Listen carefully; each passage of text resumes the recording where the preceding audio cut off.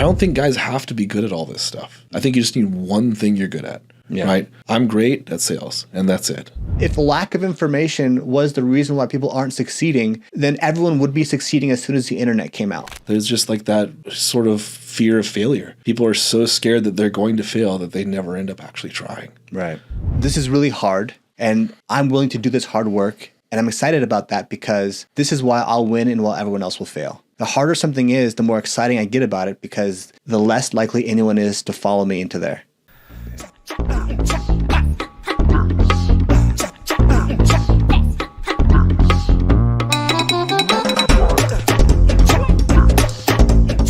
Welcome back to the A-Lister Show, where we bring you movers and shakers, entrepreneurs, people doing interesting things. Today's guest is no different. We have Corey Porter. Corey, how you doing today, man? I'm doing great, brother. I'm doing great. All right. So tell us what you do. Yeah, man. So, in high ticket sales, I'm an entrepreneur, and I've built up, a fairly large name for myself in the sales industry. Started out, like a lot of other guys, where I had no idea what I wanted to do in life, and kind of had my own journey to get to that point where, now I'm able to take care of myself and support my family and, my parents and give them the life that they've always wanted. What is high ticket sales, by the way? Yeah, so high ticket sales is interesting. It's basically dealing with any sort of sale for a high ticket offer, whether that be a car or, some sort of service. It could be some coaching. It could be as simple as a mortgage. It could be anything that's typically going to cost anywhere from, I'd say anything upwards of $1,000 to $2,000, preferably $10,000 to, $100,000. It would be ideal target, but it's anything that's going to take some sort of, time for the client or prospect to really mull over. Anything that people would typically want to think about, right, I would usually describe as a high ticket sale. Right. So on one end, you have walking into CVS and buying some toothpaste, which doesn't take much consideration or thinking, right? On the other end, you have a $10,000 product that may get them some result, and then that's where maybe you need a specialist that's familiar with dealing with these kinds of products, so you can teach people and actually help closing deals. Is that kind of right? Yeah, 100%. In the same way that you wouldn't go to your local CVS to ask the pharmacist for hey, so what should I do about this root canal? They're like, no, I'm going to go to see a doctor. Right. And if you're dealing with I'm going to buy this product because I believe it's going to make me an extra $100,000 next year. Yeah. But maybe it costs $5,000 or $10,000. That's where that person is going to be like myself to step in and kind of fill the gap and really correlate the cost with the actual result and the benefit. Right. Okay. So what kind of products do you sell? What kind of stuff? How do you make $10,000 on a sale? How does it even happen? Well, I've made much more than that, but it's definitely going to be something that it varies from, client to client, and it varies from product to product. So I've dealt with, guys like Michael Sartain, Dan Bilzerian, Justin Waller. I've dealt with guys all overseas in Dubai and New Zealand, some of the biggest fitness guys in the industry like Joseph Rakic, Josh Mooney, Sam Ratamatovookie. And all of these guys have different things that they're selling. Some of them are selling, things that you call software as a service. Mm-hmm. Some of them are selling actual, coaching opportunities and one-on-one mentorships. Some of them are selling programs. It could be anything, but it's going to be filling some sort of void for that, prospect or that customer or a person like you or me really wants to change some piece of their life. They want to make more money. They want to get better shape. They want to solve their relationship or their marriage. It could be anything. And that's where someone like me comes in to really find, are you a good fit? Is this something that can help you? And if it does make sense for you to do it, then let me help you kind of get across the line so that we can, get you those results you're looking for. Yeah, totally. So if I wanted to make money and I wanted to sell a high ticket product, say something for $10,000, what kind of advice would you give to me to help me close more deals and make more money? Yeah, absolutely, man. I would say start learning the actual sales process, because a lot of people think they could just jump on the phone and say, hey, so this is what it is. Do you want to buy it? And maybe 1 out of 20 guys will say yes. You always have that one hot lead. But the 90% of the time, you're going to have to take them through some objections. You're going to have to get through some of the, smoke screens that they give. So the first thing I would tell anybody is if they wanted to learn how to sell products like that, they should get into some sort of sales. Anything. I don't care if you're going door to door selling solar, if you're cold calling, which I think is great for guys to kind of build up a little bit of a thicker skin, get some FUs on the board. Those are important. And then, from there, then once you've kind of built up a little bit of, thicker skin, you're kind of used to people telling you no, it doesn't really faze you. Then start developing more of the actual, skill set behind it. How do you overcome some of those objections? And that's all going to be through repetition and experience. So if you're never going to be okay with that, then you're never going to be good at sales. Right. You're going to have to build up that sort of thick skin to get over that. Mm-hmm. Yeah, totally. So take us back and tell us how you got into this and how did you get in the industry? Yeah, man. So I started off like a lot of dudes, completely broke. I was basically living out of my car. I was going and shop, at the 99-cent store. I was pushing shopping carts. I mean, I still go to the dollar store. But well, now it's like the $2 store or something. Yeah, I don't know if you can get paid less than what I got paid legally. But yeah, man, I was stocking shelves of fruit, pushing shopping carts till 1 or 2, 3 o'clock in the morning. And how old were you then? I was 19, 20 years old. Yeah. So I realized at the time, like, this is amazing. I got $200. I can go buy an iPod, which was cool at the time. But, that was what I thought was cool until I started seeing guys, driving by in a Ferrari. And this idea that somebody had, $200,000 to spend on a car when I couldn't spend $20 on lunch just blew my mind. And I knew there had to be some other way out there to make money. So kind of doing that. And I, saw an ad one day for job openings at a bank. And I thought, I need more money. Banks have money. Maybe they have my money. So I applied and I got in, typical 9-to-5 job working as a banker. Did that, kind of kept getting promoted every 6 months, realizing I was really good at sales. I was just great at converting. So did that, kept getting promoted through the ranks, and eventually realized that, hey, I'm making 6 figures a year, but this isn't the life I want to live. I don't want to do this 9-to-5 thing, right? Clocking in, having to button up that tie, that top button and squeeze it tight was just the worst thing in the world for me. Especially with a neck like yours. Yeah, it was pretty much suffocating every single day and then paying to do it. So yeah, I just realized that wasn't what I wanted to live like anymore. I hated being so, at the mercy of somebody else. Yeah. And constantly feeling like if I messed up, that might be the end of it. Yeah. So I, kind of went off in a slightly different direction, realizing I was good at sales. I started going off on my own into the mortgage business. Did very, very well there. I had some amazing months. I had months where I was making, I think my biggest month I made about $120,000. So crazy success. Yeah, in a month. Holy fuck. Yeah. So I was absolutely crushing it in the mortgage industry. And that was still too corporate for me, right? It was still at the mercy of somebody else. I still had to clock in, clock out. I still had to. You had to act a certain professional way, probably. Yeah. Right? Like you couldn't really be yourself. I really felt like I still had this cloud over me where I had to mitigate what I said to try to, appease customers. I couldn't be myself authentically. Right. And I still hated that. So getting from that and saying, okay, well, what else could I do? What else could I sell? It was basically that. Would I sell some private jets or boats, or what do I sell? And, I ran into some pretty crazy dudes, some guys that you're familiar with. Like I said, the Blazarians, the Michael Sartains. I've been on FaceTimes with these guys. I've been in group calls with these guys. I've hung out with these guys. And if I FaceTime Dan Blazarian, will I get a beard like that too? Yeah, probably. I think it's pretty much contagious. Like you just catch it through the phone.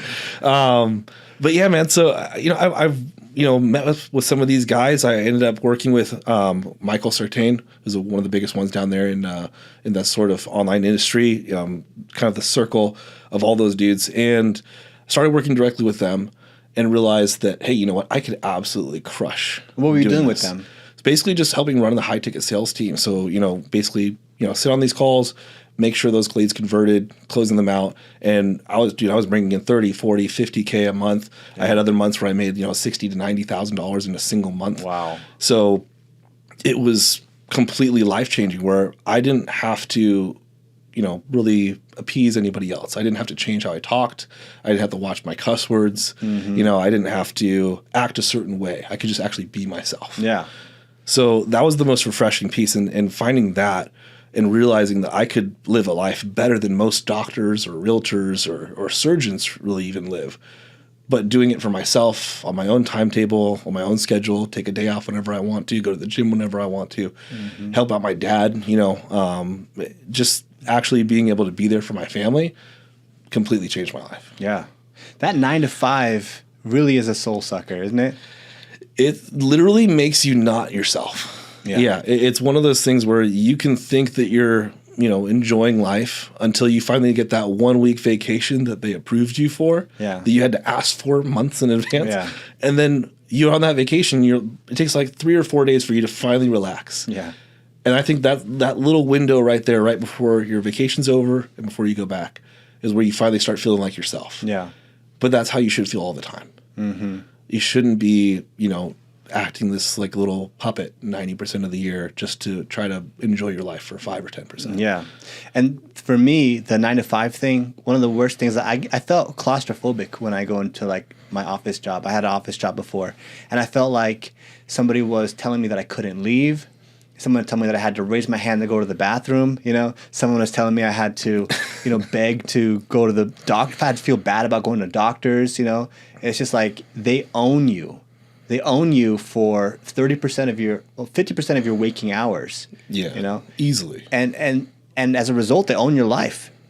And the worst part is, they control how much you earn. So, if they give you a $100,000 salary, you might make a 10% increase per year if you're lucky. But you'll never double your salary or triple your salary, quadruple your salary. You just don't have that power. Whereas if you go to work for yourself, no one's going to tell you how much you can earn.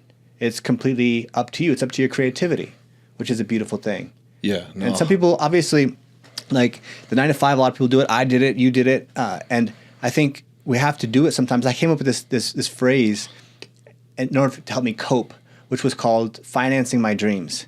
So while I was in my job, I was basically using my salary to finance my dreams, which was start my own business. Nice. So that's something that I was doing to kind of help me cope with it. But yeah.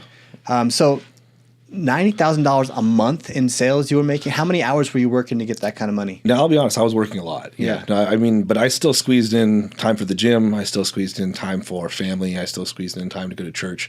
But yeah, it was, wake up. I was on calls by around like 6:45, 7 o'clock in the morning. Mm-hmm. I'd go most of the day, take maybe an hour or two in the middle of the day to go, get lunch, do some laundry, like a little stuff around the house. And, those are actually somewhat enjoyable for me. I don't know why, but just like having some daily chores to do, because I could easily just pay somebody else to do it. But it's nice to kind of do those things. I guess I grew up doing them. So doing that, take more calls. I'll be on back-to-back calls. How many calls a day would you do? It really depends on how many I want to do that day. But I'd say on an average day, I'm on somewhere between like 5 to 10 hours a day. Okay. Of back-to-back calls. So like 5 calls a day, would that be? Yeah, I'd say somewhere. So about like 5 actual calls, and those calls typically run about an hour and a half each. Okay. So, but in those 5 calls, I'd leave about 10 slots open. Some of them, take a little bit longer than others. Yeah. But I'd say it's somewhere around like 5 calls a day. Sometimes maybe 6, 7. It would be a longer day. Mm-hmm. But all that being said, I'm not working, 9 to 5. Yeah. If I wanted to leave for the day, I can. Yeah. If I wanted to go to the gym, I can. Well, that's one thing about sales jobs is when I got my first sales job, I used to work at like a clothing store. I was working at like Abercrombie and Fitch. And one day I walked out to get my phone because when I turned 18, my mom says I had to get my own cell phone. So I went to go to the cell phone kiosk and the guy was like, hey, do you, hey, we're looking for salespeople. Do you like sales? I'm like, yeah, I guess. So I got to try. And the one differentiator that got me into sales was it didn't matter how many clothes I folded in an hour. I still got paid $7.50, which was minimum wage at the time. But in sales, if I wanted to work harder, I could be in control of my paycheck. And that was the first like light bulb moment I had, which that's kind of what made me fall in love with sales in the beginning, which is like, even if you are now in control. If you want to do 5 sales calls per day, you can. If you want to do 1 or 2 per day, but you're going to be able to write your own paycheck. Yeah. Depending on how good you are and how hard you're willing to work. Yeah. Which is what makes sales like a really beautiful thing for people to get started. You mean you weren't one of those models that just stood at the front and flexed all the time? For a season I was. I actually was. I've seen you, man. You're shredded. Well, they would give you like an outfit. I had my shirt on, but they would give you like an outfit and you like stand out front, and it was actually a pretty fun job. But $7.50 an hour wasn't really cutting. Yeah, I think I got paid like $6.95 or something like that, 99-cent start. Yeah, those are the good days. But yeah, man. I mean, those sales sales jobs, it's really that first eye-opening situation where like, oh, I can make more than just what these people say I'm worth per hour. Exactly. And honestly, like going back to even thinking about it now, I'm sure you probably like you get somewhat heated like I do. The fact that somebody looked at me and was like, he's worth $7 for an entire hour of this man's time. Yeah. I mean, with today's inflation, that's a little different, but that's not, I don't even think that's a Carl's Jr. burger. Right. Know? Yeah. It's like you can't even go get lunch for what you were worth an hour of. Someone's going to tell you how much you're worth, and they basically can own you for that time. Yeah. Like, they get to tell you what to do, and you don't get to say anything about it. What to wear, how to talk, what words to use. You know, if you do something wrong, you could be fired immediately at will employment. Yeah. Yeah, that stuff's absolutely insane. Yeah. It's crazy. The fact that you have to feel bad about going to the bathroom or taking a day off because you have some family issues and you know, you're like, oh, am I going to have a job when I get back here? Yeah, some people like it. You know, some people like it. My wife has a 9-to-5. Also, she works as a software engineer, and she makes decent money, and she likes the stability, which, you know, more power to you. You know, some people, it provides them what they need. But a lot of other people that maybe want to figure something else out. You know, I think sales is a good first step in that direction for a lot of people. Yeah. Yeah.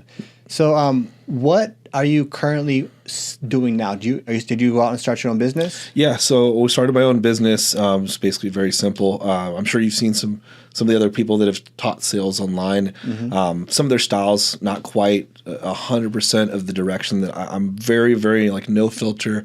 This is the way things are. This is what actually works, rather than, you know, let me hold your hand and kiss your ass and make you feel good about yourself. Yeah. Right. It's, you know, we're here for results. Mm-hmm. So basically what we did is we started, you know, our own coaching program. We're teaching guys how to actually go from not knowing anything about sales to becoming a 6 or even 7 figure earner, where they can go out there and within 1 to 2 years be making 6 or even 7 figures if they're willing to dedicate themselves to actually learning the craft and getting good at it. So what kind of sales are you teaching?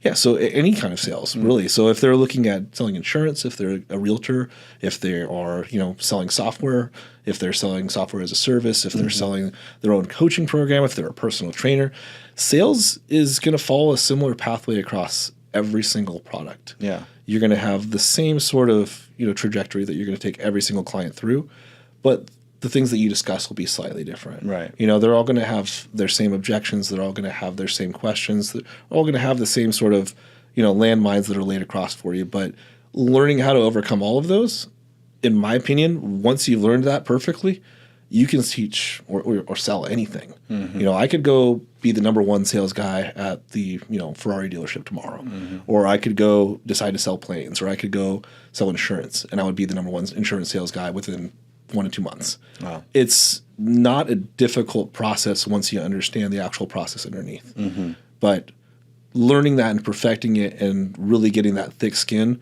to being able to go implement that correctly, I think that's the difference there. So what we're teaching guys to do is basically unlearn a lot of their bad habits that they may have learned, you know, telling people that they're calling to follow up with them, some of the most simple things, to maybe how they're actually using their own tonality or even body language on a Zoom call. Yeah. You know, fixing all of the most simple things to the most advanced and teaching them how to go through that sales process correctly. So depending on what they're in, we'll really target more in on that and specialize there. But depending on the guy, if they're just looking to get in sales in general, or they wanted to get into high ticket sales, then we have our own connections and we can kind of help pair them up and eventually place them into, you know, an offer where it would be a good fit for them. They can go right off the bat, start making 10, 20K a month. Yeah.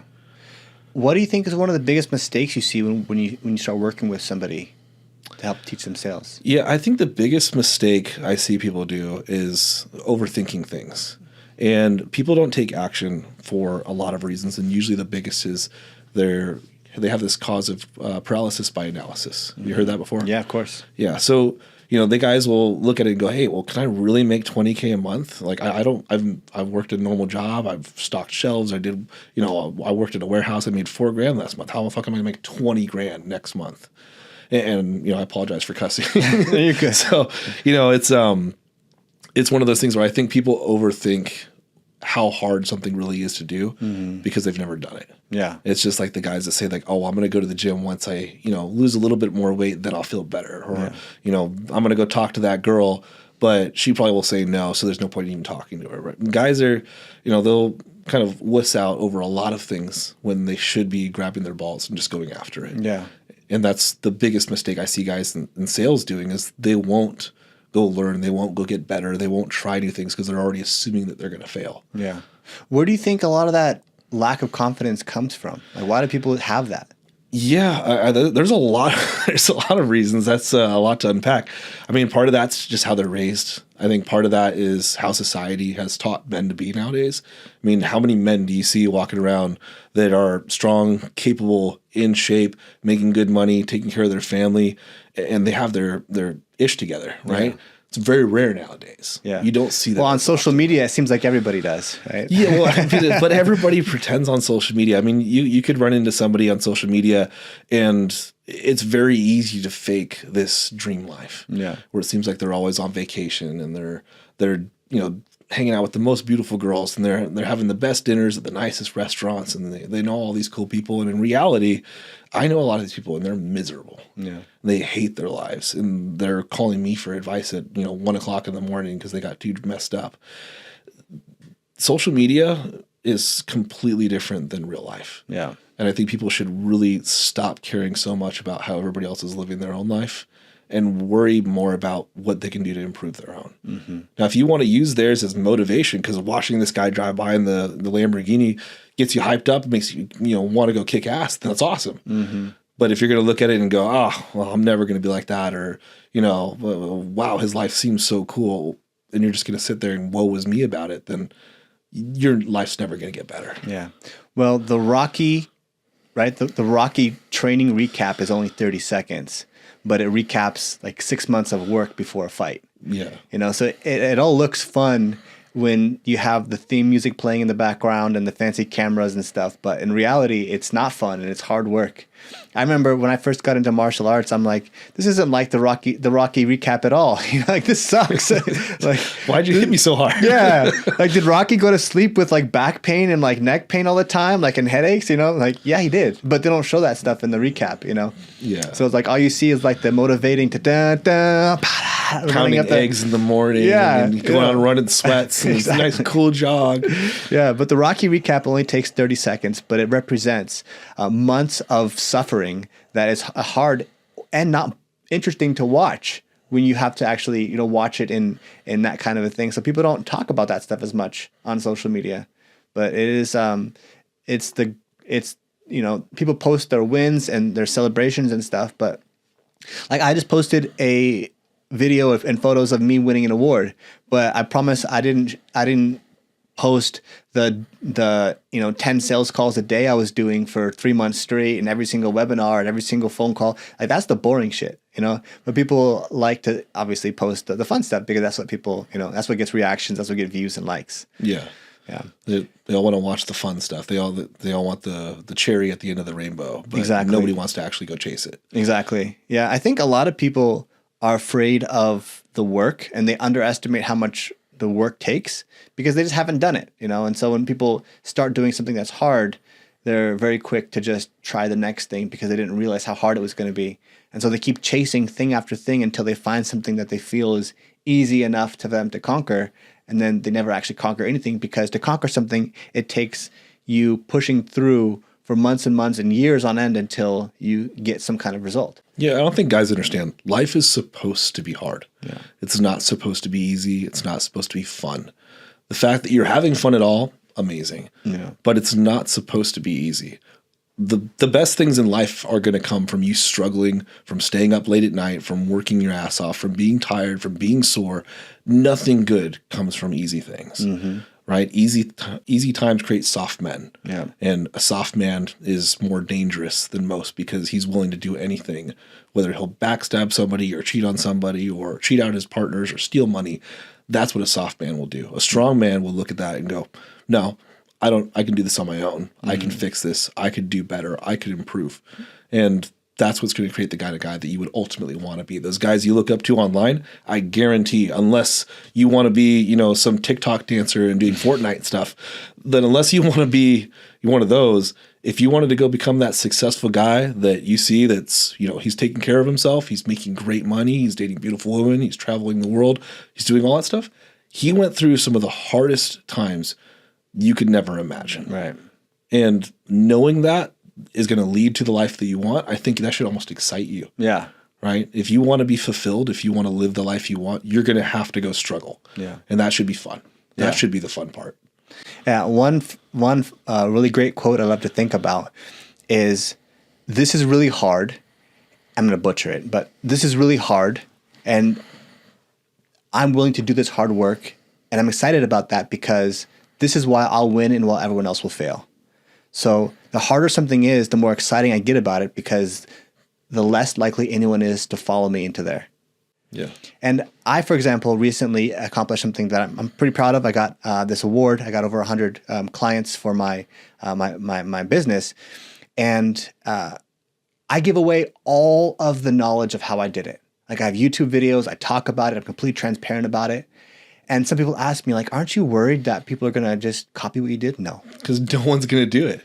Nobody will do it. It's too hard. It's too hard. Nobody will do it. I'm telling, like, they just won't. I'll give you the recipe. I'll tell you step by step what to do, but you won't do it. Yeah. You know, you may, and it's like the information already exists. If lack of information was the reason why people aren't succeeding, then everyone would be succeeding as soon as the internet came out. Because all the information is already available. You could create your own Tesla if you wanted to. Yeah. All I got to do you could teach everybody I've got a $100,000 Mercedes outside. I'm wearing a $60,000 Patek. I could teach you how to do all this stuff today. Yeah. But you won't do it. She won't do it. There's no chance. Why do you think that people don't? What do you think is the blocker then? Like, let's say that you want somebody to succeed and someone's your client. How would you take someone like that won't do what's required and get them that desired result? So them actually wanting to do it, I think, has to come from within. And there's a lot of things that have happened to people that make them flip that switch. And I know one of them for a lot of guys, and this was mine, honestly, is heartbreak. You know, guys go through a really, really tough time where somebody just tears them in two. And that's what motivates us to go become better. It's, you know, I'll show them and I'll become so good one day. You'll just see. And that's what happens to a lot of guys. You know, some guys, it's out of frustration. They see other people living a life that they can't even possibly imagine. They see other, you know, maybe they necessity, you know, I think is another huge one. What if all of a sudden your dad, you know, my dad the other day just had a stroke. And, you know, what if all of a sudden you had to come up with $100,000 for this treatment because the insurance won't cover it? Would you be able to save your dad's life? Oof. Right? And that's something that, thank God, I can do.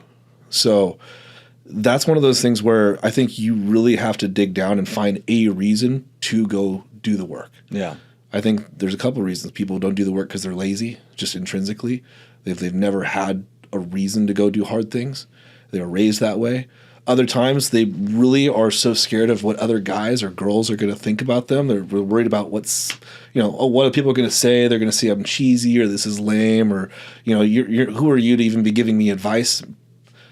But you've never even met these people. They're just random dudes on, you know, Autobot123 on social media or whatever the hell their name is, right? Yeah.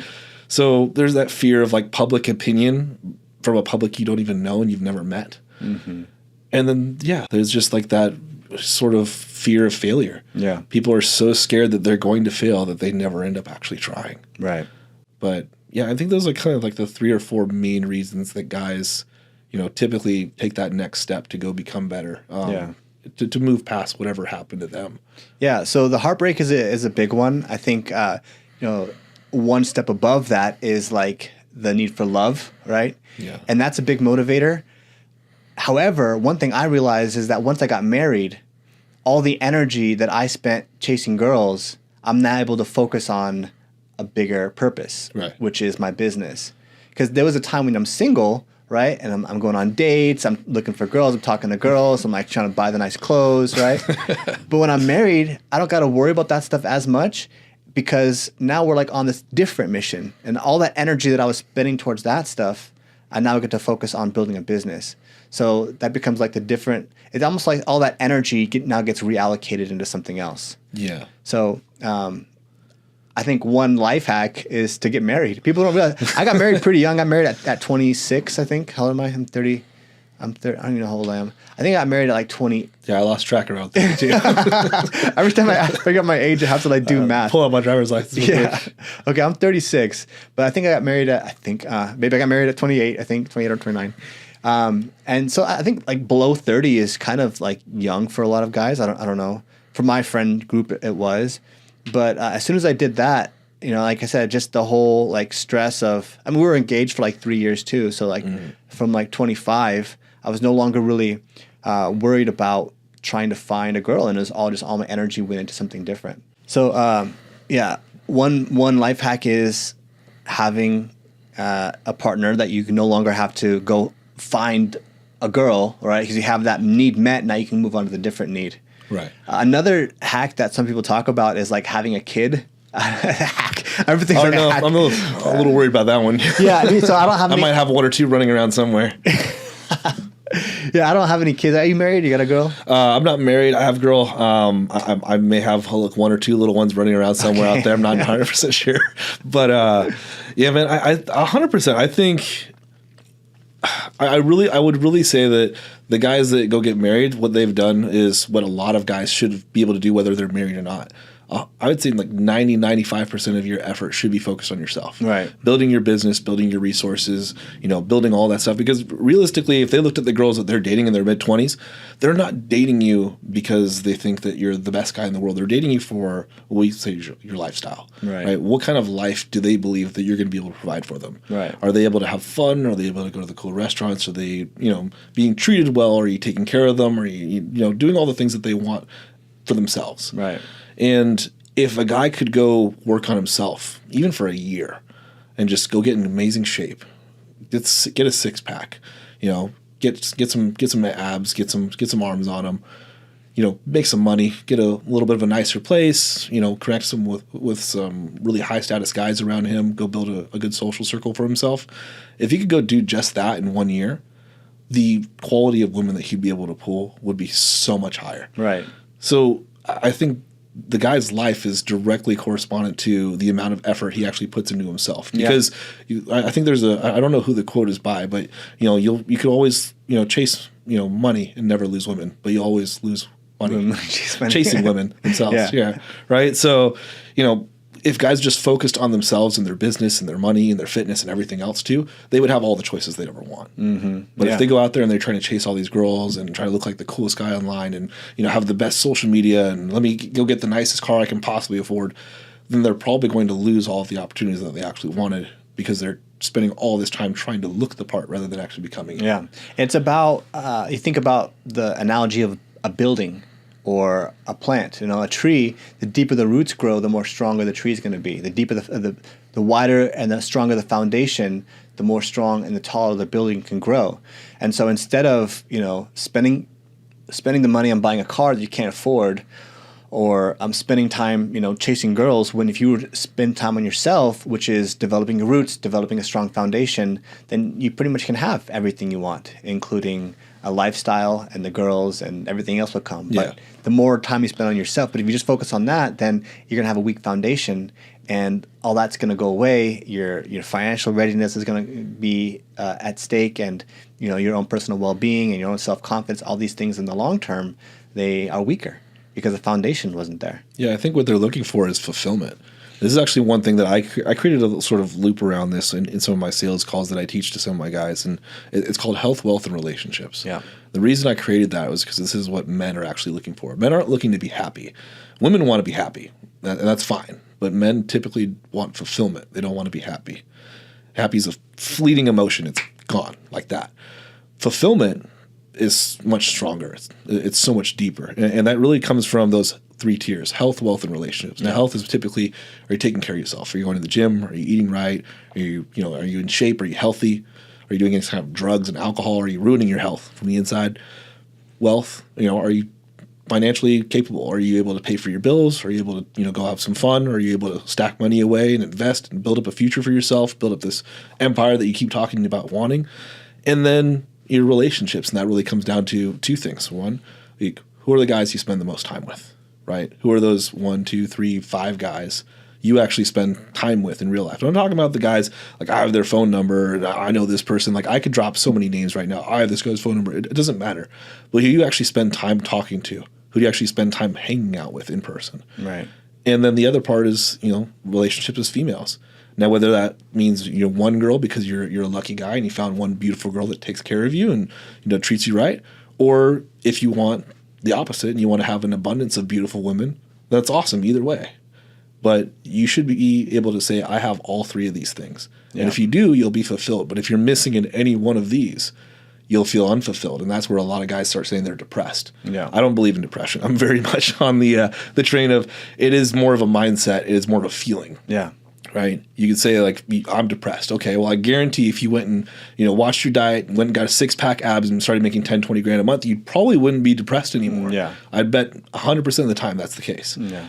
So if you're missing any one of these little pillars here, you'll start feeling that, like, depression setting in. And that's just your own brain telling you as a guy, you need to fix something. Yeah. Some piece of this is broken.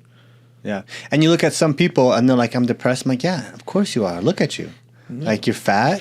Like, it's like you work at the dollar store, you're pushing carts, you drive a shitty car, like, you can't get a girl. I'd be depressed if I were you. Yeah. Right? And it's like, well, what are you doing about it? Well, I go home and I eat Cheetos and I play Call of Duty. Like, the amount of guys I talk to that give me that exact answer. Of course you're fucking depressed. I smoke, and then I'm like, well, what do you do in your free time? Yeah, no, I do this. Okay, what about drugs? And I'll ask them, do you take any drugs? They're like, no, not really. I just smoke weed. I'm like, okay, well, how are you paying for the weed? Mm-hmm. Like, you're out there, you're smoking, you're hanging out with girls, spending money on them, you're partying with your boys, you're going to get a case of beer and sharing it together. Dude, like, you're not doing anything to improve your life. Of course you're depressed. Yeah. Like you said, you're fat, you're out of shape, you're not taking care of yourself. You look like you just rolled out of bed. Yeah. And if you're dating a 4, like, that's not my fault, right? You want to go date the 200-pound Bertha, that's cool, but, like, that's, of course you're depressed. Yeah. Guarantee if you gave yourself a hotter chick, you're making more money and you were in great shape, you wouldn't be depressed anymore. Well, then the pharmaceutical response to that is just take this pill. Well, yeah. And what's crazy is, like, they say, it's like, oh, I'm on antidepressants for 10 years. And it's like, okay, how's that working for you? I'm still depressed. I'm like, you're telling me that you're on this freaking pill for 10 years and you're still depressed. Maybe the pill's not working. Maybe you should try something else. And the pharmaceutical companies, like, that's not even the companies. I don't know who's behind this machine, but at one point, I'm gonna share a story. At one point, I went to a therapist or whatever, a psychologist. I must have been 19 or 20 years old. And this is a crazy story in my mind, just, like, flipped some switches for me, where I had a 15, 20-minute conversation, maybe been 30 minutes with this lady, a doctor, and she had me fill out this form, and she asked me some questions. And she says, okay, after my assessment of you is that you have bipolar disorder. And I recommend this medication. And I started, like, I got a little upset. I was like, I don't have fucking bipolar. She's like, see, there you go. But, like, it wasn't like that. But it's like the proof. Yeah, she's like, yep, see, there you go. You reacted, so now you're bipolar. But I'm like, I had a 30-minute conversation with this person, and who knows nothing about me. I filled out this form, and she wants to put me on these, like, serious medications. It's going to alter your mind forever. Alter my life forever, right? Like, my receptors are going to be different. Like, everything about my life will be different if I had accepted this woman's assessment of me and started taking these heavy medications for bipolar. I'm not bipolar. And I just think how many other people walk into a doctor's office and they give them this assessment, and all of a sudden now they're on, now they have this label. You're depressed. You have anxiety. You are a person that has this thing. You are a disease, right? And here's how you fix it. Take these pills. I mean, if I ask a mechanic, how to fix my car, he's gonna, look at the engine, or, right. If I ask someone that specializes in, like, whatever, transmission, how to make my car go faster, all you need is different transmission. If I ask someone that specializes in tires, how to make my car goes faster, all you need is different tires with this different grip. If I ask someone that specializes in, like, gas or whatever, it's like, oh, you need this special gas that's gonna make your car go faster, right?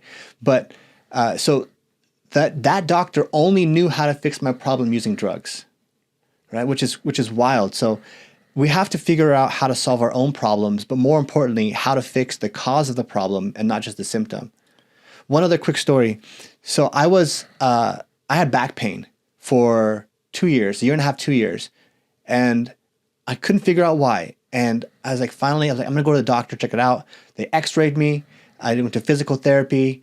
I was doing, whatever, all the cupping and the acupuncture and the massage and the physical therapy and the strengthening and the stretching and this and that. And one day I went on vacation to Brazil and I slept on a different bed. And then I woke up and I had no pain. And then like the whole week I was on vacation, I didn't have back pain. I was like, what the hell? And I went back to my house. I slept on my bed for one night. I was like, my back hurt again. I'm like, holy shit. My back pain is because of my bed. Not at one point did any of the doctors, physical therapists, chiropractors, acupuncturists, massage therapists, none of them tried to ask me or find the root cause of my pain. All they wanted to do was treat my pain. And we have to be in charge of our own well-being. We have to find the root cause of that pain, because treating the pain is often not going to be enough. Because if you go to bed and you re-injure yourself because your bed's too soft, then it doesn't matter what kind of Band-Aids you put on it. You're going to have to put another Band-Aid the following day. And so that was something really powerful for me. We have to figure out the cause of the pain and not just the symptoms. And that the healthcare system is completely fucked up and they just want to sell you Band-Aids. Yeah, I saw this really interesting. It was like actually an undercover sort of like, journalist. And he went into 10 different psychologists or psychiatrists, whatever their offices are called. I'm not in medicine, but he went into 10 different offices and he gave them all the exact same symptoms that he was having. I'm feeling this, I can't focus all this time. And he got, out of the 10 different offices, he got 6 different diagnoses and I think 7 or 8 different medications. Wow. And all of them subscribed medications to him or prescribed medications. So not a single one out of 10 different offices said, hey, you know what? Let's come in for a second visit. Or why don't we look into this a little bit more? Every single one prescribed him something on the first visit. Incredible. And 7 or 8 different medications. Wow. Some of them were bipolar, some of them were ADHD, some of them were depression. There was all sorts of, different diagnoses. And that's insane to me, because that's, hey, I've never met you before. And after 30 minutes to an hour with you, I'm going to prescribe you this medication that I know is going to give you all sorts of side effects. And you're going to be hooked on it because now mentally you believe, because I'm the doctor. Yeah. And I've just told you have this problem and it's never going to go away. Right. So now you've just handicapped yourself by even going to that. I'll never go to a doctor again for anything general medicine. If I break my arm, I'll go to a doctor. If I snap a tendon or if I need surgery on something, I get a hernia, I'll go to a doctor. General health, I'm never going to a doctor for anything like that ever again, because they don't know anything about it. They don't know anything about your diet or nutrition. They don't know anything about your mental health. Yeah. They're just there to prescribe medications and fill out an order. Yeah. So, I'm never going to do anything like that. And giving you somebody medication, it's kind of like the vaccines, if we can even talk about that, right? Putting what did you call it? Not a spare, but like fixing a flat, right? If you had a flat tire, and you pull it off on the side of the road, you plug it with one of those little fix-a-flat things that cost $5 at the gas station, but it keeps popping out and you keep getting a flat tire. You wouldn't keep sticking the same thing back in there. No. That's like taking the same medicine for a decade, right, and expecting that all of a sudden your depression is going to be gone. If it doesn't fix it, then that's probably not the problem. Right. Right? The whole point of, health is to try to fix it so you're living an optimal health life. Yeah. So, yeah, 100%. I don't think guys should be on depression medication. I don't think most of guys actually even have depression. I think they're just feeling depressed because their life is crap. Yeah. And they're not doing anything to fix it. Yeah. So and I think a lot of stuff is just temporary. A lot of it's just temporary. And when you label yourself as someone with a disease that's and psychological, then now it becomes almost a crutch. Well, I can't finish this assignment because I have ADHD. Yeah. I can't. I'm not supposed to be able to finish this assignment because I'm someone that has ADHD. So I'm like, it's okay for me not to clean my room or not to do this because I have ADHD. So that's why it's okay I can't go work. I can't lose weight because I have a thyroid issue. Yeah, exactly. I can't. I can't do that because I already have a job, so I can't go do something else that could potentially make me 3 times as much. Yeah. Those limiting beliefs is huge. One thing I'm learning I'm a coach also. I help people with their businesses. Nice. I help people grow their businesses, with their marketing. But it's more, I'm realizing now that the people don't have a problem necessarily with their business. They have a problem with their mindset. And a lot of people, the biggest thing that I can do, and I heard this term the other day and it kind of summed up really well. A big part of what I do is belief brokering. So I'm basically selling belief, and I'm transferring belief from one entity to another. And so if I can get you to believe that you can achieve this result, then not only, then it really just removes all the resistance of you wanting to work with me. Yeah. Because first of all, you believe that you can do it. And second of all, when you believe you can do it, then everything changes. Everything you can get alignment behind a particular goal because now you believe. So one of the biggest things I can do is to help you believe that you can actually achieve this goal. And if you do, then in a sales environment, it's very, very powerful. Because if I can let you believe that you can actually do it, like one of the biggest things one of my coaches has done for me was to help me believe in myself. Because I had never made, until I did, $30K in a month. Right. And then one day I did, and like, okay, well, that's my new baseline. You know, now I haven't hit 100K a month yet, but like once I hit that, then, you know, but I need to believe that it's possible before I make a plan. Because if I don't even believe it's possible, why am I going to go make a plan to make it happen? Yeah, it's only scary the first time you do anything. I tell guys all the time, I'm like, hey, you know what? Are you scared when you get in your car to drive to work now? No. Half the time you're on TikTok or you're changing the station. You ever space out and just get to work. You don't even know how you got there. Yeah. You're like, how the did I get here? Yeah. That's autopilot now. Yeah. Something that the first time you used to do it, you were so focused in. And you're like gripping the steering wheel and you're like leaving handprints in it and your dad's telling you like to slow, easy, relax. Everybody freaks out the first time they do anything. Mm-hmm. But with a little bit of repetition and you get some skill and some experience under your belt, it's not so scary anymore. Right. So, hey, you know, I'm scared to do this. Or, you know, what I hate, guys, is I see guys handicap themselves because of the situation they're in. And what I mean by that is we'll have dudes that, let's say they're making $4 or $5 grand a month. They want to make 10, 20 grand a month, right? Which is very doable. Let's say they want to make 20 grand a month. But they've only got 5 grand in the bank, and let's say the program that they need to get there is 5 grand, right? Hypothetically speaking. Now, could they put that on a credit card and pay it off over 2 or 3 months, but then they could make 20 grand a month and they'd be way ahead of where they are right now? Sure. But that fear of, oh, well, but I only have 5 grand. Dude, you only have 5 grand. You're broke. There is no downside. You either have 5 grand or no grand. You're completely broke either way. Yeah. That 5 grand, it doesn't, like, I couldn't fix all 4 tires on my car for 5 grand, right? If you wanted to go live that life, then you should go after it. Now, I'm not saying just start buying, you know, a crap ton of meme coins and just start throwing your money to the windmill, but to take a chance on yourself, I will always advise a guy to bet on themselves before they bet on their company, before they bet on, you know, some meme coin to take off or to bet on the government. Yeah. Right? Always bet on yourself. If you see somebody else doing something and you're even remotely positive you could do it, you should go try. Yeah.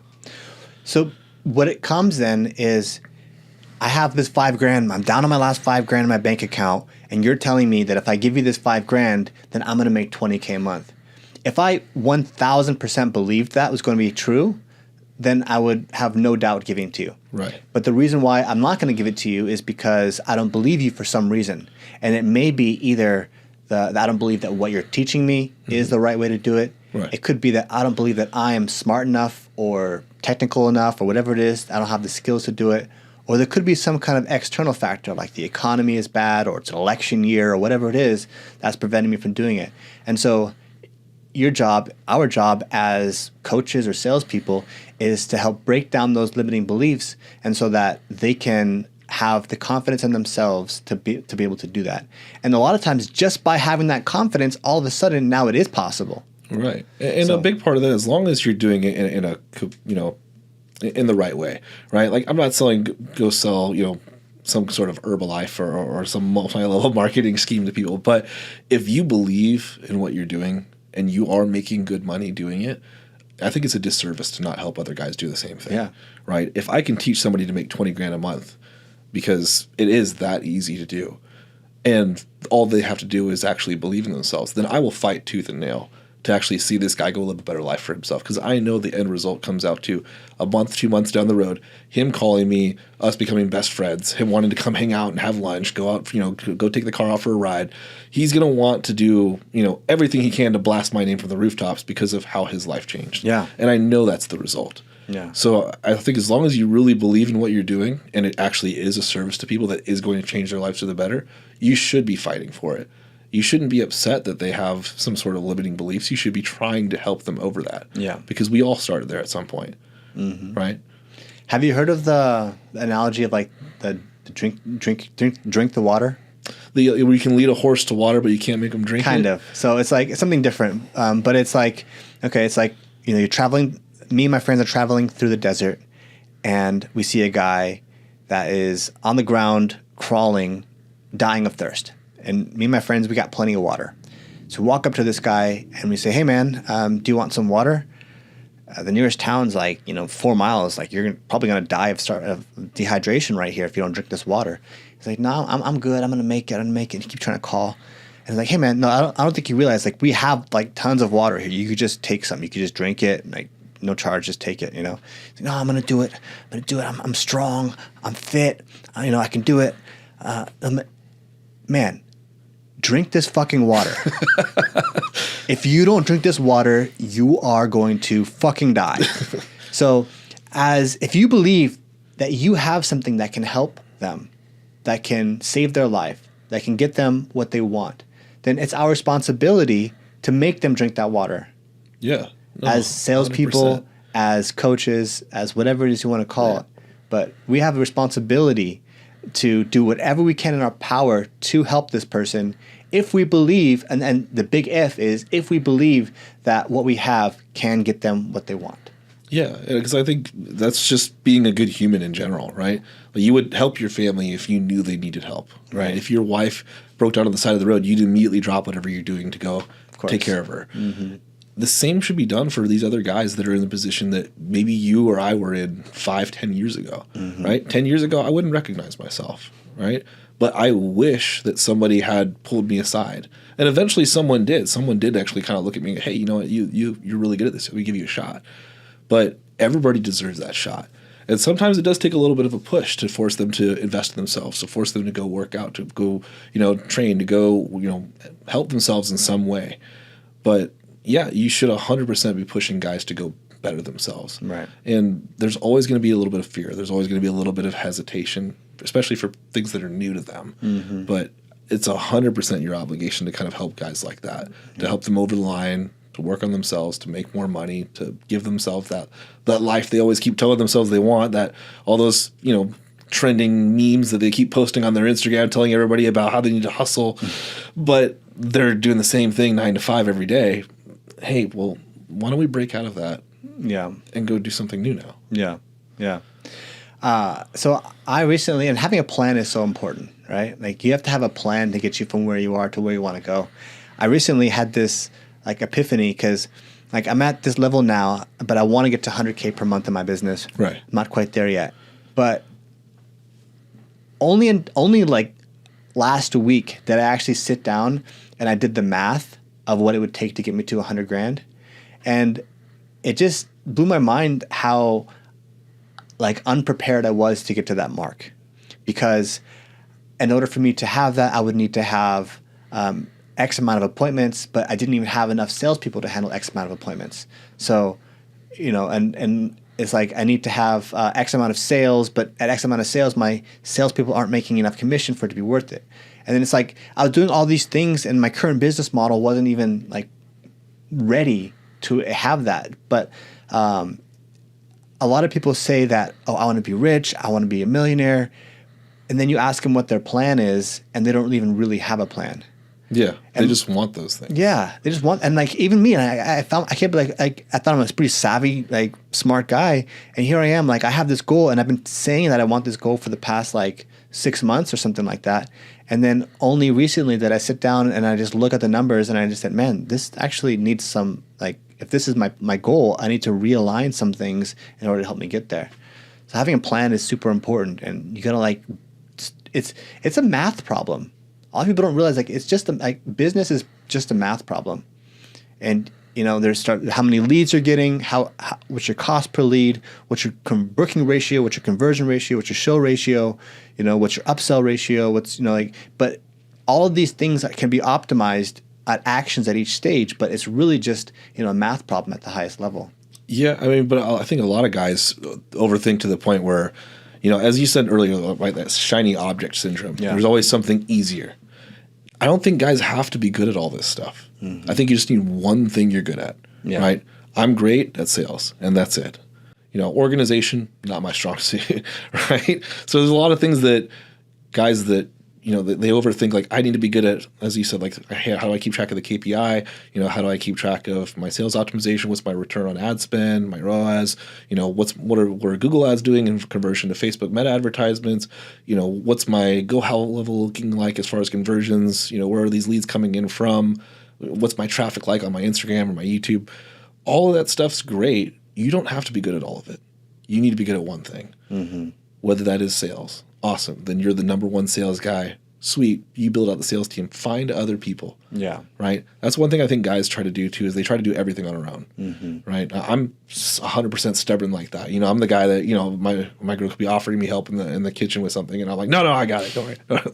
Right? Because I'm a man and I can do it. But it's okay to get help. Yeah. Right? And I think having a coach, having a mentor, having someone that's already done things that you want to do to help you do them is 100% worth the effort or the investment or the time. Yeah. Right. And trying to do things on your own in a business, like you said, you didn't have the sales people set up. You didn't have the, conversion, ratios kind of figured out. You didn't have the numbers figured out. Could you do that all on your own? Or would it be easier to maybe get, a couple more teammates to come on board to get you to $100,000 a month? Yeah. Quicker. I think one thing too is I think you can get to a certain level with that one skill. Like, you can get very far. You can get farther than most people want to get with one skill. And then at a certain point, there are going to be skills that you will need to either acquire or hire for. Right. And, hiring for those skills is a skill in itself. And so I think at a certain point, like, you need to start. There are going to be other skills, but I think people can get super far with just mastering one thing also. Yeah, I think they overthink everything. Like, I don't have my website up, and I don't have this, and I don't have that. Dude, you need a payment processor and a phone. That's it. If you can't make $100,000 off of that, you're probably doing something wrong. Right. Right. Heck, $5-10 should be like pennies to you. Right. So I think guys overthink that. They need to, I don't have the right landing page, and the LLC, my color scheme isn't correct. The business license and the my DBA logo isn't perfect yet, all this kind of stuff. So they overthink all of that to the point where, again, they're paralyzed because they want everything to be perfect, and it's never going to be. I think that's one thing. A lot of guys think that we have it all figured out, and we don't. Yeah. I tell guys all the time, I know like 10% of what I'm doing, and 90% of the time I'm flying by the seat of my pants, right? We don't have it all figured out. It doesn't matter what car I'm driving. It doesn't matter how much money I'm making. This is our first time, all of us, doing life. We've never done this before. We're all just going through this for the first time and trying to figure it out as we go along. Now, some of us might be better at things than others. And if you find somebody like that, you should absolutely take the opportunity to learn from them. But don't feel like everything has to be perfect before you actually take a step. Right. You want to go start your own coaching business? You want to be a personal trainer? Sweet. Set up a Stripe or an Easy Pay account. Get a Square or PayPal even, and just start having people pay you and start shooting 1,000 DMs a month. Yeah. Right. Guarantee you'll start making some money. Right. But trying to think that everything has to be figured out and perfect first before you launch, before you get out there, before you actually go try, it's just not feasible, and it's not going to help you get to where you want to go. Yeah. Yeah. A lot of overthinking happening. The one that really bothers me the most is when people get caught up with like the business licenses and stuff. Oh yeah, I need to go get my LLC filed first before I actually. Yeah, dude, you don't have any money. There's what business? You don't make any money. And then people they want to obsess over like the documentation and the business licenses and that kind of stuff and the paperwork, when really that's like, bro, just first of all. The minimum you only need to have anything until you make $600 a month, $600 in revenue. Yeah. So if you haven't made any money yet, you don't have a business. Don't even worry about it. And plus, you can worry about that at the end of the year when you file your taxes. So. Yeah, go make 50 grand and then come back and file the LLC with other people's money. Yeah, exactly. Don't go trying to spend, I got to spend, $500 on the LLC, and then I got to, $3,000 for this guy to help create my website. But also, it takes like 20 minutes to do. Like you can go make a business license online on most cities. If you want to do an LLC, that takes, it takes like half an hour to set it up. So that's like the easiest part. And probably if you're getting stuck on that part, then there's something else going on internally that's preventing you from doing the things that actually matter.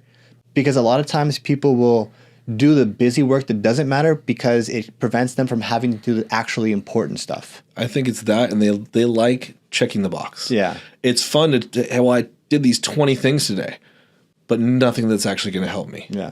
I've got people that buy my coaching programs, and then I can't get them on the phone again.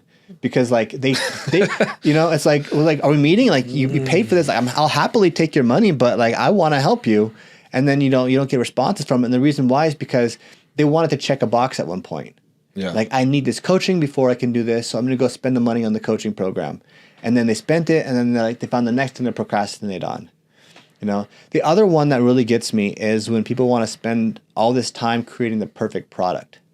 So let's say you want to build an app, and instead of making an MVP or minimally viable product, you're going to do what you believe is the perfect, most amazing, best app, best product in the world. So you spend 5 years developing this amazing app, and then you put it out there and you realize nobody even cares or wants it. Right. So what you have to do is start. And figure out what people want first. Figure out what people want. And then perfect it around that. Exactly. And it's much easier to start with the marketing side. Like, I have a pressure washing business. And what I see people do a lot is they go buy the biggest, fanciest, nicest truck, the best equipment. They wrap the truck. They spent $40,000. And now they're on Facebook groups asking, how do I get my customers? Bro, what? You spent 40 grand on this and you don't know anything about how to get a single customer? Like, that's a problem. Yeah. Whereas me, I spent $300 on a pressure washer, put it in the back of a 93 Saturn, and we just threw it in the back seat and we went to go make some money, And obviously I'm going to do better because I've mastered sales and marketing. I understand that the business most times is more related around sales and marketing than the actual thing you do. Yeah. You could be the best dentist, the best Botox, the best tattoo removal, the best whatever it is. But if you don't know how to get sales, and if you don't know sales and marketing, don't know how to acquire customers, you're probably going to struggle. Even if you're the best Botox person in New Jersey, if you don't know how to get clients, you're probably going to be broke, and you're going to be frustrated because the Botox person down the street is going to make more money because they know about sales and marketing. Oh yeah, that doctor could come around and tell everybody, like, hey, I can make you all look like Madison Beer. But at the same time, if he doesn't have the right marketing around himself and he doesn't know how to actually close those deals and those leads when they come in there, he's not going to make any money. Yeah. And the other guy that does the stupid, ads that you're like, oh, these are so dumb, but he's able to actually turn those into leads and close them and convert them. Yeah. He's making $1 million a month. Yeah. So let's say I have a sales team. What are some tips that you can give me to help to train my guys and to help them produce more and ultimately make more money? Yeah, so a few things. I think number one is having a good culture, right? Having a group of guys that all are there to make money, right? We want these guys and girls to be there. We want them to be hungry. We want them to actually be successful. Not there to, replace their 9-to-5 job with another 9-to-5 job. You want people that came in like, I want to make $100,000 a month. Sweet. That's the kind of guy I want on my team, right? I want to make sure I have that culture. I want to make sure everybody's positive. I want to make sure everybody wants to kick ass, wants to work, wants to make money. Beyond that, I also want to make sure that I have the right processes in place, right? Are we all well trained? Do we all understand what's an objection? What's a smokescreen? What are the actual things that our clients are looking for? And how do we actually create that bridge to the result that they're dreaming of that's going to make them actually pull the trigger and buy? And I think the last piece beyond that is actually having belief in the product you're selling itself. I think we touched on this a little bit in the beginning. If you don't believe that what you're selling is actually good for people, they can feel that. Mm-hmm. I'm sure you've gone into places before and they're like, forcing something on you and you're just like immediate, what do girls call it, the ick, right? I don't use that word, but that's something that you can feel. Yeah. You can feel inauthenticity, right? So, the guy that comes up and is kissing your ass, you're like, okay, get away from me, dude. Mm-hmm. But the other dude's like, hey, bro, nice watch. You're like, oh, thanks, man. That's cool, right? So I think really believing in what you're actually doing as a service, a a software, a program, coaching, whatever it is. As long as you have those three things in place, then you'll crush it. I think the biggest piece is that team, though, because if your team isn't solid and they're not trained well, you could probably replace 90% of them today and triple your income next month. But having that negativity around, having the guys that are always making excuses, having the dudes that are, not quite, closing deals, but then they always blame the customer, or they always blame this or that, as a bad lead. Okay, dude. Well, did you try? Did you actually try to overcome it? Was it even a real objection? He said he didn't have time. Okay. Did he really not have time, or did you just give up too early? So a lot of it has to do with the team and the culture you're building around it, and just making sure that they're trained correctly. Right. Yeah. Gotcha. Okay. And how can people? I was just going to ask you about your fitness first. Do you work out? Yeah, I always tell guys like, hey, I'm not a trainer. I'm not a personal coach or anything. I did a lot of fitness stuff in my days. I competed with the U.S. Olympic team in Taekwondo. I did Olympic style wrestling. I wrestled in high school and college, and then I went off and did bodybuilding for a little while. Now I just tell guys, they're like, "Oh, are you a trainer? Are you a coach?" I'm like, "No, I just take care of myself. In the same way I'm going to take care of you and your business and your clients." Nice, right? So I think if you look at a guy and he's in shape and he takes care of himself, right? There's an immediate amount of respect that you have for someone like that. Where if you look at a guy and you go, "Oh, he could probably kick my ass," there's an immediate amount of respect that you have for that guy, and that translates into the business world, because the dude that walks in with a big beer belly, even if he walks in a fucking canali suit, right? People could miss him; they won't notice him, or they just see this fat guy that just walked in, regardless of how nice his clothes are or what watch he's wearing. Whereas I could walk into that exact same place wearing a black t-shirt and jeans, and people will notice me. Right. And that's just something that you want to have, that sort of, I'm here mentality. And that confidence that comes with being in shape, and that respect that you get from other men and women in business and the business world and transactions, it's not replaceable with anything else. Yeah. Right. I could take off my watch, my cars, and everything else and walk into the same place, and I'll get the same amount of respect versus a guy that were walking, big fat, man boobs hanging out of his shirt. It's just not something that, in my opinion, any guy should have. There's no reason for any guy to be fat and out of shape. With all the resources and all the technology and all the training and free coaching and everything online, if you can't take care of yourself, I won't hire you. I won't bring you into my business. I'll coach you, but you're not going to work for me. Yeah. Because if I can't trust you to take care of yourself, how are you going to take care of my company? Right. Yeah. And I think the other thing too is having a leadership presence. Like if you walk into the room and you look like a leader, and something I learned in the military is like, what does a leader look like? Well, they take care of themselves. They're physically fit. They speak well. They speak with a commanding presence. They are organized. So these types of things, the way you stand, right, your posture, these types of things influence how people perceive you. And having a leadership presence is going to help people want to follow you, because at the end of the day, you can't help someone to do something. The expression "don't take advice from somebody that you wouldn't want to trade places with." Yeah. If I see I don't care how rich you are. If you're fat and ugly, I probably wouldn't want to trade places with you. Yeah, they say that, was a commander leads from the front of the army, right? That's right? I can't expect other people to do something I'm not willing to do. Yeah. If I'm not taking care of myself, if I'm not making good money, if I'm not taking care of my family and being respectful to people, I can't expect you to do the same thing. Yeah. So how often are you working out? It's probably like 6 or 7 days a week. Damn. Yeah, I love working out. That's why I get shocked when guys tell me like, I just don't get, how do I get the motivation? I had 2 or 3 dudes message me this week asking me how to motivate themselves, or what do they do differently. What did you apply to them? Dude, I said, I have full-on conversations. If you DM me on Instagram, I will have a full-on conversation with you trying to snap you out of it, but I'll also be brutally honest. If I think you're just being, kind of a wuss and you're being down on yourself and it's not helping you at all, I'll tell you. But, I mean, these guys will message me telling me that they're out of shape, they're not feeling motivated, they feel depressed. And I'll tell them straight up, you're not depressed. You feel depressed because you're fat and out of shape. You need to go to the gym. I guarantee if you went to the gym and you started working out harder and you have this extra time that you're sitting around watching Netflix and TV and you got a second part-time job to make some more money, you would be too busy to care about all this other bullshit. and you'd be in way better shape, and you'd probably start being a lot less depressed. You wake up in the morning with a six-pack and, you know, an extra 10, 20 grand in your bank account that month, guarantee you're not going to be depressed anymore. Yeah. But yeah, I get shocked when dudes tell me that they don't have the motivation. It's my favorite part of the day.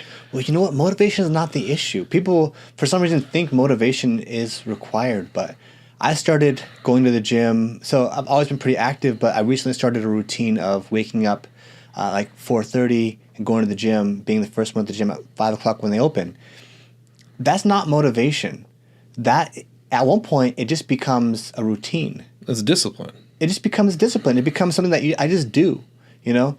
And I don't need to like wake up and listen to Tony Robbins in order to go to the gym. I just, at a certain point, it just becomes what you do. Yeah. And it's harder to go to the gym once or twice a week than it is to go to the gym 5 days a week. 1,000%. I think it's easier to go every day. Yeah. And just be sore than it is to be like, oh, I already skipped yesterday, so I can go to back. Then they're like, oh, I can skip one more day. Yeah. I think taking even one day off is like, it just makes it easier to fall into a funk. So yeah. Even if I go and just kind of get like a little full body pump or you know, stretch out and roll around on the mats and maybe get a light workout in with my shoulders, that's still better for me than sitting at home, because I always know that no matter how sore and tired I am, if I go, I got something done and I feel better about myself for doing it. Yeah. Yeah. Absolutely. And for me, it's like the routine is so big, because it's just like when it becomes something you just do, something just part of your day, it no longer is something that I have to like get the urge and the will and the motivation to get up and do. Because then it's like I have to break my routine to go to the gym, whereas the gym is my routine. Well, this is like the one thing where you're going to live this life whether you like it or not. If you're alive, if you're watching this right now, this is your one shot. Yeah. This time is going to pass whether you go to the gym or not, whether you work or not. If you make 100 grand a month or 10 grand a month, this time is going to go by. You are not going to get it back. Mm-hmm. Now, how you choose to spend that time is up to you. Do you want to be in amazing shape with a beautiful wife, with beautiful kids, and a great house, nice cars, and tons of money in the bank? Or do you want to be struggling to pay the bills, worried about where your kids are going to go to school, worried about what teachers are teaching them, worried about, you know, whether you're going to have enough money in the bank to take everybody out to, you know, Thanksgiving dinner, or what kind of life do you want to live? Yeah. So if I'm going to go to the gym, it's not even a question. This time's going by whether I want to or not. I'm going to go. Yeah. Do I want to make that extra money every month? Sure. But it's going to pass either way, so I'm going to go do it. Mm-hmm. And I think that's the same approach everybody should have. I think people think they have too much time, and they really don't. It's true. I could die tomorrow, and at least at this point, I have enough where I could hand off some, you know, good funds to my family and a good business, and they'd be able to live a comfortable life, right? And a lot of guys can't say that. So I think a lot of guys should take a little bit of self-reflection. When you want to go stand in the mirror, listen to a Tony Robbins speech or whatever it is for you, every guy should kind of take stock of where they're at right now and look like, hey, look, I'm this many years old. This is what I've accomplished so far. That's not good enough. Yeah. I could be better, and we could all be better. But I think that's something every guy should do every once in a while, is look at where they're at, and is there room to improve? Yes. What could I do to be better? And then go do that. Yeah. Those 5 years are going to pass, whether you're doing something good at those time or not. One like block that I had was like, oh, I don't want to jiu-jitsu. Before I got into jiu-jitsu, I don't want to start jiu-jitsu because I'm so bad at it. It's going to take me like years to get good. Well, the years are going to go by one way or another. And so in 5 years from now, do I want to be good at jiu-jitsu or do I not want to be? I want to be. Okay, so you have to train during those 5 years, because those 5 years will pass whether you train or not. Yeah, and you're going to start at 30 and be good by 35, or do you want to be amazing at a black belt by 30 already? Right? You guys that are 21 years old that aren't starting anything now because you're too young or you don't have enough money or whatever. It's just a bunch of excuses. Yeah. Could you go get a second job? Could you open a credit card? Could you, go work some more for your dad's company? Could you just stop going out with your friends and drinking and partying so much? Stop chasing girls. Work on yourself. That time's going to go by whether you like it or not. I think that's one thing I try to actually remind dudes of, like, dude, I know life's great right now, or you're only 19 years old, or you're 35 years old, or you're 50 years old. You're going to die. And you don't have as much time as you think. Mm-hmm. I think the average lifespan for a guy right now is like, 72, 75, something like that. Yeah.